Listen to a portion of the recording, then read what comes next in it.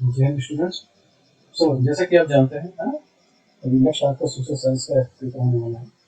सो social science का जैसे कि सिलेबस काफ़ी बड़ा होता है, काफ़ी सारे बच्चों के मन में डाउट होता है कि हम किस तरीके से पढ़ें और इसको आगे बढ़ाएं ताकि हमको अच्छे मार्क्स मिलें। अब देखिए, मेन पॉइंट ये है, आपको ध्यान देने की बात है कि आपने तैयारी तो अपनी पूरी कंप्लीट कर ली है, तैयारी में तो आपकी कोई कमी नहीं है, बट मेन पॉइंट आपको यहाँ पर ये ध्यान देना है कि हम कैसे ज़्यादा से ज़्यादा स्कोर कर सकें, है ना। तो अब देखिए, स्कोर करने के लिए हमारे पास कई सारे तरीके हैं। अब आज की इस वीडियो में मैं आपको सिंपल सा कुछ स्ट्रेटजी बताऊंगा, जिसको आप अगर अपने एग्जाम में अप्लाई करेंगे तो आपको, है ना, पक्की बात है कि आप बहुत अच्छा स्कोर करेंगे, 75 प्लस श्योर है। साथ ही मैं आपको सीबीएसई की जो ऑफिशियल है ओरिजिनल सैंपल आंसर की है या आंसर शीट जो आती है उसको मैं एक कॉपी आपको दिखाऊंगा, ताकि आप उससे समझ सकें कि आपको बोर्ड में कैसे लिखना है। क्योंकि तैयारी तो आपकी कंप्लीट है, मेन मेरा फोकस है कि आप कैसे अपने क्वेश्चंस को अटेम्प्ट करेंगे, है ना, आंसर शीट में कैसे आंसर लिखेंगे, और इस सारे डाउट्स को हम लोग इस छोटे से वीडियो में क्लियर करेंगे। स्टार्ट करने से पहले, है ना, ये मेरा बेसिक इंट्रोडक्शन है जिसको आप आसानी से देख सकते हैं। चलिए, आपका टाइम ही वेस्ट करते हुए आगे बढ़ते हैं। देखिए, तो पहली चीज तो ये है कि आप जैसे कि जानते हैं कि आपका जो सोशल साइंस का सीबीएसई का, है ना, पैटर्न है, उसमें टोटल 6 सेक्शन होते हैं।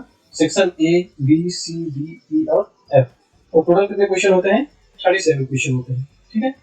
और सारे क्वेश्चंस कंपलसरी होते हैं, ये तो बेसिक चीजें आपको पता होगी। अब जो मैं आपको कुछ नई चीज आपको बताना चाहता हूँ उसको आप समझिएगा। उससे पहले मैं आपको पहले एक आंसर शीट दिखा दूं ताकि आप समझ सकें। देखिए, ये तो मेन फ्रंट का आंसर शीट है जिसको आप जानते हैं इसको कैसे क्या फिल करना है, और ये आपकी होती है मेन आंसर शीट। अब होता क्या है कि कई बार जो बच्चे होते हैं वो पेपर खोलते हैं और तुरंत स्टार्ट कर देते हैं लिखना कि लिख दिया यहाँ पर सेक्शन ए हो गया, हाँ, फिर सेक्शन बी, ऐसे ऐसे करके वो आगे अपना लिखते हुए कंटिन्यू चले जाते हैं। तो मेरा जो मकसद है आपको बेसिकली ये बताना कि आप किस तरीके से सारे सेक्शंस को अटेम्प्ट करें, है ना। तो चलिए, इस पर हम लोग वापस से आते हैं और मैं आपको कुछ बेसिक चीजें बताता हूँ, बहुत ध्यान से समझिएगा। आप जैसे कि आप आंसर शीट अगर देखेंगे अपने, तो आपकी जो आंसर शीट है उसका जो पहला पेज है ना, लेफ्ट साइड में, वो क्या है, पेज नंबर 2, ठीक है। और मेन फ्रंट पे जहाँ आपको मार्कशीट वगैरह होती है वो फिल करनी रहती है। तो अगर आप उससे शुरू करेंगे तो आपको क्या करना है, सबसे पहले, है ना, जो आपको 15 मिनट्स मिलते हैं आपके रीडिंग के लिए, उन 15 मिनट्स के अंदर आपको क्या करना है कि थोड़ी सी दिमाग में सोच लेना है कि आपको जो 20 क्वेश्चन एमसीक्यू यानी कि सेक्शन ए, उसके लिए आपको 2 पेजेस छोड़ देने हैं, पेज नंबर 2 और 3। उसके बाद जो सेक्शन बी है उसके अंदर आपको पता है क्वेश्चन नंबर 21 से 24 तक होते हैं ना, जिसको हम लोग में वेरी शॉर्ट आंसर्स होते हैं, ठीक है। तो ये कितने होते हैं, 2 नंबर के क्वेश्चन होते हैं, 40 नंबर वाले। इसके लिए भी आपको कितने पेज छोड़ने हैं, केवल 2 पेज छोड़ने हैं, यानी कि 4 एंड 5, ठीक है। अभी क्यों करना है अभी हम समझ जाएंगे। फिर सेक्शन सी की बात करें तो 25 से लेकर 29, है ना, 3 मार्क्स का क्वेश्चन है, 60 वर्ड का। इसमें क्वेश्चन नंबर 6, है ना, पेज नंबर 6, 7, 8, 9 और 10, यानी कि 5 पेजेस आपको सेक्शन सी के लिए छोड़ देने हैं। सेक्शन डी हमारा जो है लॉन्ग है ना, क्वेश्चन है, जिसमें हमारे टोटल 30, 31, 32 और 33, है ना, 4 क्वेश्चन आते हैं। तो यहाँ पर आपको क्या करना है, पेज नंबर 11 से लेकर 16 तक छोड़ना है। क्यों? क्योंकि यहाँ का जो एक क्वेश्चन होता है उसको आंसर आप कितने लिखेंगे, 1.5 पेजेस में लिखेंगे। देन आफ्टर सेक्शन ई, जो कि केस बेस्ड आंसर होता है, उसको आप आसानी से लिख सकते हैं, यानी कि जो आपका केस बेस्ड आंसर होगा वो आप कहाँ से लिखना शुरू करेंगे, पेज नंबर 17 से, ठीक।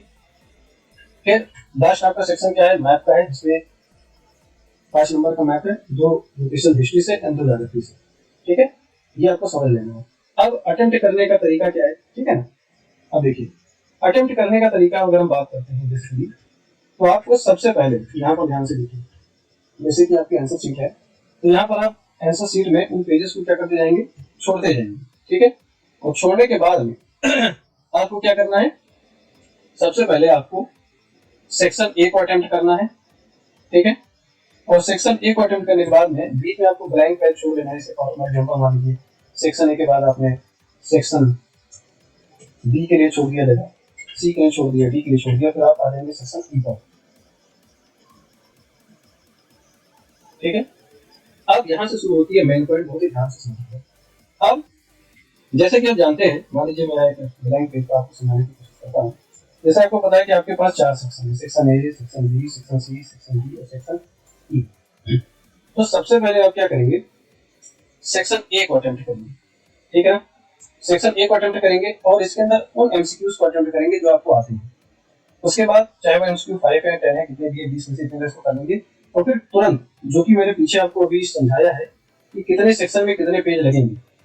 उसके बाद सीधे आप इसको अटेम्प्ट करेंगे, सेक्शन ई को करेंगे अटेम्प्ट, और सेक्शन ई के बाद अटेम्प्ट करेंगे सेक्शन एफ। बहुत ध्यान से समझिए। एक बार मैं फिर से आपको दिखा दूं, ध्यान करा दूं आपको। जैसे पेज नंबर 2 और 3 हमने छोड़ दिया था सेक्शन ए के लिए, ठीक है, यानी कि 2 पेजेस में आपको सेक्शन ए करना है, जगह छोड़ देनी है, फिर आगे बढ़ना है। फिर हमने बात किया था कि सेक्शन बी के लिए हम लोगों ने कितने पेजेस छोड़े थे, है ना, हम बैठ करके यहाँ पर देख सकते हैं, देखिए 4 और 5, ठीक है ना। तो सेक्शन बी के लिए हमको कितना छोड़ना है, 4 और 5, ठीक। तो सेक्शन बी के लिए हम कितना छोड़ देंगे, 4 5, ठीक है। फिर सेक्शन बी के बाद हम किस पर चले जाएंगे, सेक्शन सी के ऊपर, ठीक है। सेक्शन सी की अगर हम बात करते हैं तो अब सेक्शन सी के अंदर हमारा कौन सा है, शॉर्ट आंसर टाइप के क्वेश्चन है ना। अब देखिए सेक्शन सी के अंदर हम लोगों ने कौन कौन से पेज छोड़े थे, तो सेक्शन सी में हमने छोड़ा था 6 7 8 9 और 10, और डी के लिए हमने छोड़ा था 1.5 लेकर, जैसे, है ना। तो डी के लिए हमने यहाँ से शुरू किया था 11 से लेकर, ठीक है, 12 13 14 15 और 16, और यहाँ से शुरू हुआ था, ठीक है। तो आपको याद रखना है कि स्टेप 1 जो होगा हमारा, स्टेप 1 में आपको क्या सॉल्व करना है, सेक्शन ए। फिर स्टेप 2 के अंदर आपको सॉल्व करना है section E, then section F, और उसके बाद, है ना, स्टेप 4 के अंदर आपको सॉल्व करना है सेक्शन बी सी और डी। ऐसा क्यों, देखिए, और लास्ट में एक बार फिर से हम लोग, हमारा जो स्टेप 5 होगा वो आकर कहाँ खत्म होगा, सेक्शन ए पर, स्टेप 5। ये बात आपको ध्यान रखनी है, ठीक है। मैं फिर से आपको रिपीट करा देता हूँ, एक बार देख लीजिए अच्छे से कि हमारा जो सेक्शन ए है, ठीक है, ठीक है। तो सेक्शन ए जो हमारा है पेज नंबर 2 और 3, इसको आप स्टेप 1 में सॉल्व करेंगे। फिर सेक्शन ए के बाद आप सीधे चले जाएंगे जगह छोड़ते हुए सेक्शन ई के पास, ठीक है। तो सेक्शन ई के लिए हमने, है ना, पेज नंबर कहां से स्टार्ट किया था, 17 या 18, किसी भी एक पेज से आप स्टार्ट करेंगे, ये हमारा हो जाएगा स्टेप 2। फिर स्टेप 3 में आप आ जाएंगे, है ना, सेक्शन बी सी और डी, ये हो जाएंगे हमारे स्टेप 3। इसमें कितना पेज लगेगा, पीछे अभी देख लीजिएगा, हमने जैसे बताया ही हुआ था, है ना। अब बी में हमारा क्या आ जाएगा, 4 5 आ जाएगा, सी में हमारा आ जाएगा 6 से 10, और यहाँ पर आ जाएगा 11 से लेकर 16। इसको करने का बेनिफिट क्या रहेगा कि सबसे पहली चीज तो आपका टाइम बचेगा, दूसरी चीज हो सकता है कि कुछ क्वेश्चंस आपको ना आते, है ना, तो उन क्वेश्चंस का आंसर आपको कहां से मिल जाएगा, हो सकता है सेक्शन ई से मिल जाए। सेक्शन ई क्योंकि हमारा कैसा होता है, केस बेस होता है, तो इस केस बेस को पढ़ने के बाद हो सकता है कि बीसीडी के अंदर कुछ क्वेश्चंस के आंसर आपको यहाँ से हेल्प मिल जाए, कुछ एमसीक्यू के आंसर आपको यहाँ से हेल्प मिल सकती है। और क्योंकि सेक्शन ई का हमारा जो भी क्वेश्चन होते हैं वो सीधे पढ़ने वाले होते हैं, तो इसको आप करेंगे तो आसानी से आप अटेम्प्ट कर ले जाएंगे, और आपका स्कोर क्या हो जाएगा, आसानी से बढ़ जाएगा, ठीक है। तो अगर आप आंसर राइटिंग करते समय इस स्ट्रेटजी को फॉलो करते हैं तो पक्की बात है कि आपके बहुत ही अच्छे नंबर आएंगे, और साथ में लास्ट में आप फिर से एक बार सेक्शन ए पर आएंगे और बची हुई एमसीक्यू आपको करनी है, ठीक है। आपका टारगेट क्या होना चाहिए, ठीक है, आपका टारगेट होना चाहिए कि आप 75 प्लस अटेम्प्ट करें। कैसे, आपके मैक्सिमम जो भी मार्क्स आपके डिडक्ट हो रहे हैं वो या तो आपका, है ना, मैथ में कोई एक लोकेशन आपको नहीं आ रही है, और या तो 2 से 3 एमसीक्यू अगर आपको नहीं आ रहे हैं बहुत परफेक्ट, नहीं तो आपको ऑलमोस्ट सारा पेपर करके आना है। अगर आप इस स्ट्रेटजी से करेंगे तो आपको पक्की बात है 75 प्लस मार्क्स मिलेंगे, ठीक है। तो लास्ट में मैं एक बार फिर से रिपीट कर दे रहा हूँ, सबसे पहले आपको सेक्शन ए अटेम्प्ट करना है, फिर आपको सेक्शन ई अटेम्प्ट करना है, बीच के पेजेस आपको ब्लैंक छोड़ देने काउंट करके, ठीक है, और फिर आपको पूरा कंप्लीट कर लेना है, ठीक है। कैसे छोड़ना है मैं आपको यहाँ पे दिखा दे रहा हूँ। सेक्शन ए के लिए पेज नंबर 2 और 3, बी के लिए 4 5, और सी के लिए 6 7 8 9 10, और इसके लिए 11 16, और फिर यहाँ से ई स्टार्ट करना, ठीक है। अगर आप इतना कर लेते हैं तो पक्की बात है कि आपका पेपर बहुत ही अच्छा होगा और आप बहुत ही अच्छा स्कोर करेंगे, ठीक है। बाकी किसी भी तरीके का कोई डाउट रखने की जरूरत नहीं है, आपने जो भी पढ़ा है अच्छा पढ़ा है, सारे क्वेश्चंस आपको अटेम्प्ट करने हैं, कैसे अटेम्प्ट करने हैं बता देंगे। सो यहाँ तक वीडियो देखने थैंक यू सो मच, इसको ज्यादा से ज्यादा शेयर करिए ताकि बाकी बच्चों को भी, है ना, इसका बेनिफिट मिले और वो भी एक अच्छा स्कोर कर सके। तो थैंक यू सो मच।